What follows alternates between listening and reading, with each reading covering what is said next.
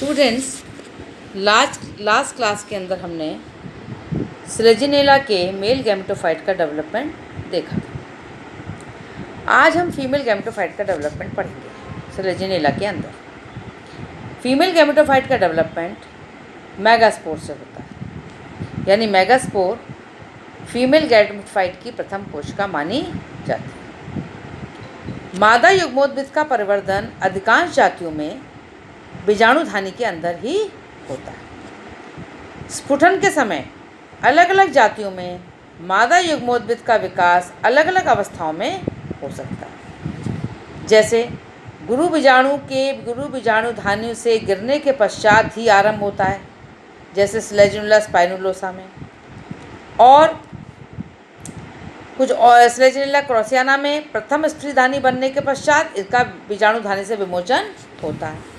तो बीजाणु से जो गैमेटोफाइट बनता है, फीमेल गैमेटोफाइट बनता है, वो किस स्टेज तक बनता है और कब शेड करता है स्पोरेंजियम से, उसकी स्थिति अलग अलग सब में हो सकती है। आरंभिक अवस्थाओं में गिरु बीजाणु में काफ़ी कम जीवद्रव्य होता है, जो बीजाणुधानी की भित्ति से पतली परत के रूप में संलग्न रहता है। इसमें एक नाभिक होता है। इस अवस्था में इस पर 3 कवच पाए जाते हैं। आप डायग्राम ए तो बाहर से दिखाया गया है डायग्राम मेगास्पोर का, और बी वाला जो आप देख रहे हैं ए डायग्राम में एक ट्राई रेडिएट मार्क है, मतलब 3 जगह से बीच में उभार है और 3 जगह से रेखा आ रही है, यानी ये त्रियक एक मार्क है इस स्पोर के ऊपर। बी डायग्राम के अंदर देखिए आप कि 3 कवच होते हैं, एक्सोस्पोर, मीजोस्पोर और एंडोस्पोर। किसमें? गुरु बीजाणु। टेपिटम से पोषण प्राप्त करके ये तीनों तेजी से वृद्धि करती हैं और गुरु बीजाणु की आकार में काफ़ी वृद्धि हो जाती है, क्योंकि गुरु बीजाणु कहाँ पर मौजूद है? टेपिटम कहाँ है? स्पोरेंजियम के अंदर, तो वहाँ मौजूद है। डेवलपमेंट शुरू हो जाता है। इस समय वृद्धि की दर तीनों कवचों में समान नहीं होती, लेकिन बाह्य चोल तेजी से वृद्धि करता है और मध्य और अंतःचोल उतनी तेजी से वृद्धि नहीं कर पाते। तो इस अवस्था में मध्य व अंतःचोल केवल एक बिंदु पर जुड़े रहते हैं तथा बाह्य चोल मध्य चोल के बीच रिक्त स्थान बन जाता है। आप डायग्राम सी में देख सकते हैं, बाह्य चोल और मध्य चोल के बीच में एक रिक्त स्थान बन चुका है और केवल एक पॉइंट पे जुड़े रहते हैं। डायग्राम सी। अंकुरण के पश्चात गुरु बीजाणु का केंद्रक विभाजित होकर कई केंद्रक बनाते हैं, जिनकी अंदर भित्ति जो होती है, मतलब केंद्रक बनेंगे संग भित्ति बनती है, ताकि सेल बनेगी तो भित्ति अनुपस्थित होती है, मध्य भित्ति, अतः फ्री न्यूक्लियर अवस्था कहलाती है। बहुत सारे न्यूक्लियर बन जाते हैं लेकिन वो उनके पीछे भित्ति नहीं बनती, तो वो फ्री न्यूक्लियर स्टेज हुई। इस समय मादा युग्मोद्भिद में पेरीफेरल, मतलब किनारे पर बहुनाभिकीय जीवद्रव होता है, मतलब किनारे की तरफ बहुत सारे नाभिक से भरा हुआ जीवद्रव होता है, जो एक बड़ी रिक्तिका को घेरे रहता है। बीच में बड़ी रिक्तिका होती है और चारों तरफ बहुनाभिकीय जीवद्रव होता है। इस रिक्तिका में, जो रिक्तिका होती है बीच में, इस रिक्तिका में तरल पदार्थ और वैक्सी लिक्विड ऑयल भरा रहता है। जीवद्रव की निरंतर वृद्धि से मध्य व अंतःचोल पर दबाव पड़ता है। जीवद्रव बढ़ेगा साइज में, नंबर उनका अमाउंट बढ़ेगा जीवद्रव का, तो क्या होगा? मध्य और अंतःचोल पर दबाव पड़ता है, जिससे ये दोनों पुनः बाह्य चोल के संपर्क में जब अंदर से जीवद्रव के अमाउंट बढ़ रहा है तो बाहर धक्का देगा वो, तो मध्य चोल और अंतःचोल दबाव डालेगा, तो वापस वो जो लेयर है दोनों जो दूर हो गई थी बाह्य चोल से, वापस जाके बाह्य चोल के संग संपर्क में आ जाती है।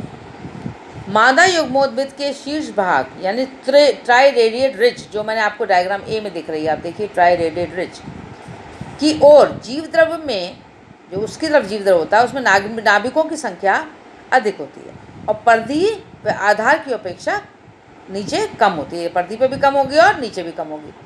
शीघ्र ही जो ऊपर का भाग है, शीर्ष भाग पर नाभिकों के मध्य भित्ति का निर्माण शुरू हो जाता है। अभी तक तो भित्ति थी नहीं, अब भित्ति का निर्माण शुरू होने लगता है और मध्य में यह षटकोणीय व एक नाभिक कोशिकाएं बनाती है। परंतु किनारे की ओर यह अनियमित आकार और दो अथवा बहुकेंद्रकीय कोशिकाएं बनाती है। कहाँ पर? ऊपर वाले भाग, ट्राइरेडियड रिज के नीचे। अब क्या होता है, इस शीर्ष क्षेत्र, जब ऊपर का क्षेत्र, इसमें इस तरह जब 3 स्तरीय कोशिका ऊतक तैयार हो जाए, सेलुलर कोशन, यानी कोशिकाओं के बीच में, नाभिक के बीच में मध्यभित्ति बढ़ने लगी तो एक सेलुलर पार्ट बन गया जो किनारे पर जाके एक स्तरीय हो जाता है। इस शीर्ष भाग की सबसे नीचे की सतह की जो आधारी भित्तियाँ होती हैं वो मोटी हो जाती हैं और डोम शेप संरचना या डायफॉर्म का निर्माण करती हैं। देखिए डायग्राम ई में, ठीक है। क्या होती हैं, क्या करती हैं? जो शीर्ष भाग की सबसे नीचे की सतह की जो आधारी भित्तियाँ मोटी हो जाती हैं और एक डोम शेप संरचना में डायफॉर्म कहते हैं। कुछ समय पश्चात जीव द्रव व केंद्रकों में निरंतर बढ़ोतरी के साथ रिक्तिका छोटी होती जाती है और अंत में संपूर्ण भाग कोशिकीय हो जाता है। सब न्यूक्लियस चारों में कोशिका भित्ति बन जाएगी तो संपूर्ण भाग कोशिकीय हो जाता है। इस भाग में कोशिकीय होने का समय अलग अलग जातियों में अलग अलग होता है। जैसे स्लेजिनिला क्रॉसियाना में प्रथम स्त्री धानी के विकसित होते ही यह भाग कोशिकीय हो जाता है। शीर्षक भाग छोटी कोशिकाओं का बना होता है और जनरेटिव जोन कहलाता है। आप डायग्राम ए देख सकते हैं। इसमें ए में देखिए ऊपर सेलुलर भाग है, फीमेल गैमेटोफाइट जहाँ तैयार होगा, और नीचे वाला ऐसा स्टोरेज जोन कहलाता है और जो ऊपर वाला भाग होता है वो जनरेटिव जोन कहलाता है। कौन सा? जो सेलुलर दिखाया गया, क्योंकि वहीं पे क्या बनेगा, फीमेल गैमेट्स बनेंगे, आर्चिगोनियम बनेंगी, है ना, फीमेल गैमेटोफाइट जहाँ लिखा है वहाँ पर। तो ऊपर वाला भाग जनरेटिव जोन कहलाता है और नीचे का भाग जो बड़ी कोशिकाओं का बनाता है वो क्या कहलाता है? जैसे मांड, तेल और पोषक पदार्थ भरे रहते हैं, जिसको हमने स्टोरेज रीजन के नाम से दिखाया है। यह भाग संचयन क्षेत्र कहलाता है। जो परिवर्तन के समय भ्रूण बनेगा, जब ऊपर जो सेलुलर भाग में आर्चिगोनियम बनेगी, फिर फर्टिलाइजेशन होगा, फिर भ्रूण बनेगा, भ्रूण को भोजन प्रदान करेगा।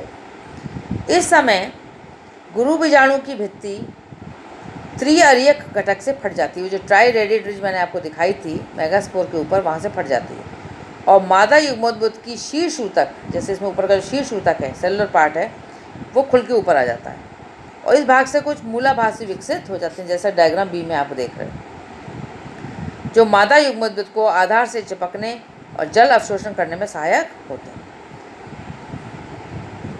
अच्छा, किसी किसी में जैसे स्लेजिनिला गैलोटी में मूलाभासों की संख्या बहुत होती है, बहुत ज़्यादा होती है।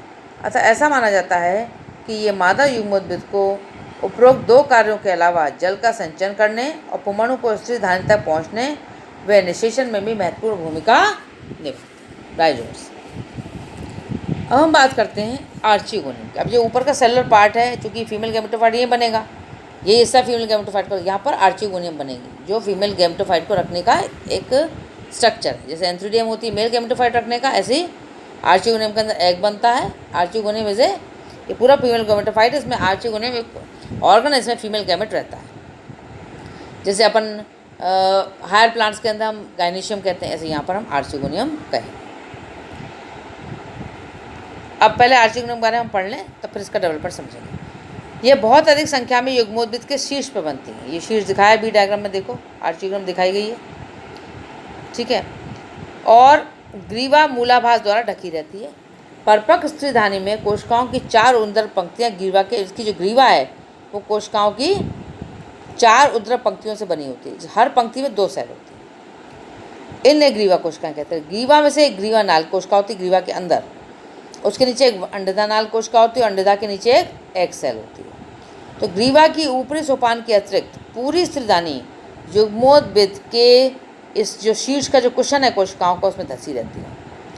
और इस वेंटर के चारों तरफ नीचे जो वेंटर होता है फूला हुआ हिस्सा है, जैसे आप आर्ची उसमें जायांग में देखते हैं नीचे की ओवरी जो फूला हुआ हिस्सा, ऐसे इसमें वेंटर होता है नीचे का हिस्सा फूला हुआ। तो वो जो फूला हुआ हिस्सा होता है उसके चारों बंद जैकेट नहीं पाई जाती।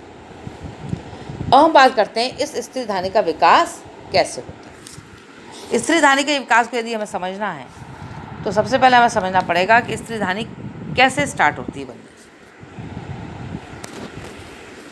सबसे पहले स्त्रीधानी युग्मोद्भिद के शीर्ष भाग की सतही कोशिका से बनती है, यानी जो गैमेटोफाइट है ऊपर का हिस्सा, क्वेश्चन जो सेलुलर पार्ट है उसकी कोई सतही कोशिका जो होगी ऊपर की, वो आर्चिगोनियम का निर्माण करेगी। अब जो सेल आर्चिगोनियम को बनाने में भाग लेती है उसे हम स्त्रीधानी आरंभिका कहते हैं। अब वो जो स्त्रीधानी आरंभिका है वो परिणत विभाजन द्वारा दो कोशिका बनाएगी, बाहर और एक अंदर।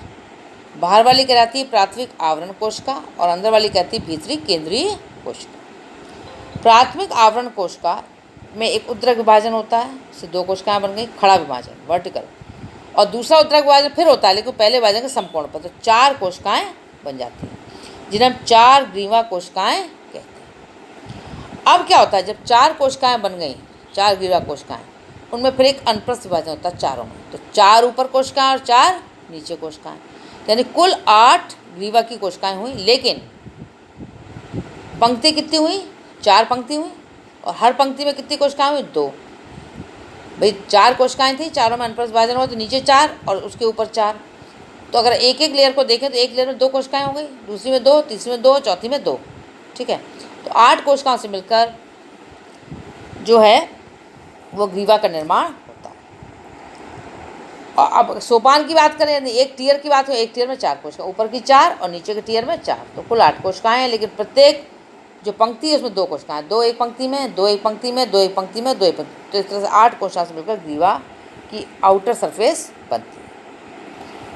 ग्रीवा के विकास के साथ ही अब जो केंद्रीय कोशिका थी वो अनुप्रस्थ विभाजन करेगी और ऊपरी प्राथमिक नाल कोशिका तथा निचली प्राथमिक अंडता कोशिका बनाती है। प्राथमिक नाल कोशिका में कोई विभाजन नहीं होता और एकमात्र ग्रीवा नाल कोशिका का कार्य करती है, यानी वो जो ग्रीवा बनी थी उस ग्रीवा के अंदर भी जगह होगी, खोखली होगी जीवा, अंदर जगह में कुछ कोशिका द्वारा भरी जाएगी जगह, वो ग्रीवा नाल कोशिका, मतलब नाल के अंदर भर रही है वो कोशिका।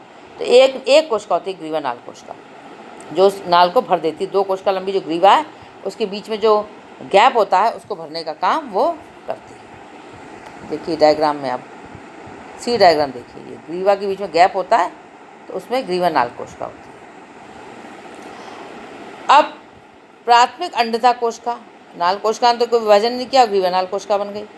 दूसरी कौन सी बनती है केंद्रीय कोशिका से, प्राथमिक अंडता कोशिका। अब जो प्राथमिक अंडता कोशिका होती है वो विभाजन करती है, उससे बनती है अंडता नाल कोशिका और एक अंड कोशिका, यानी प्राइमरी वेंट्रिकल सेल और एक एग सेल। तो इस तरह से एक आर्चिगोनियम का निर्माण हो जाता है, जिसमें आपको इसमें एक पूरी कंप्लीट आर्चिगोनियम आपको सी डायग्राम में दिखाई दे रही है। देखिए सबसे नीचे एग है, उसके ऊपर वेंट्रिकल सेल है, उसके ऊपर नेक कैनाल सेल है, और ऊपर 4 कोशिकाएं ऊपर की दिखा दी हैं नेक की, और इसके नीचे भी 4 होंगे, मतलब ऐसे करके दिखा दिया कि आपको ऊपर की दिख जाए।